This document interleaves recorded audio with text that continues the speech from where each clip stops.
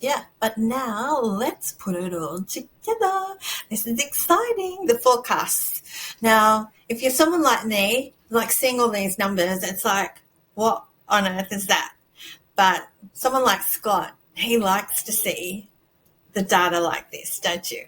I am a data person, and we like to see rows of it and numbers and averages and ranges. And Deborah and I took you through Lewis Christopher's forecast from SQM in detail late last year, and we've got them on the left-hand side of the chart. But we've also gone out and gathered two from, property data companies. So we've got PropTrack and Domain, and at least two of the major banks have been willing to stick their neck out and put some numbers on some capital cities. So we've got NAB and ANZ. And I thought we'd kind of briefly take you through these. We're not going to read all the numbers on the chart, but maybe just highlight a few things we're seeing out there. And I'll start with Perth. Louis led off with a very aggressive forecast of 14 to 19% growth for Perth, that the other companies and banks are kind of not as bullish, I would say. Yeah. But consistently, they are all projecting growth in Perth for the coming year.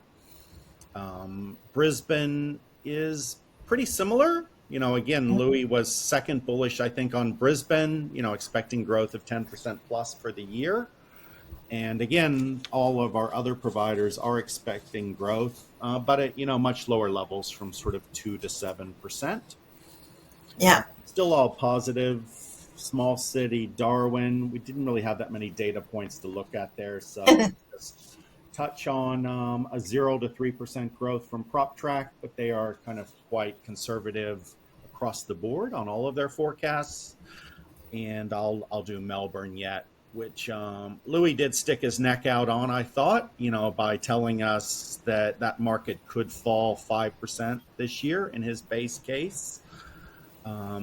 Have not really seen anyone else out saying that the decline could be that much, whether they are in fact more bullish or whether there's a bit less courage from some of the other people to say that about a capital city.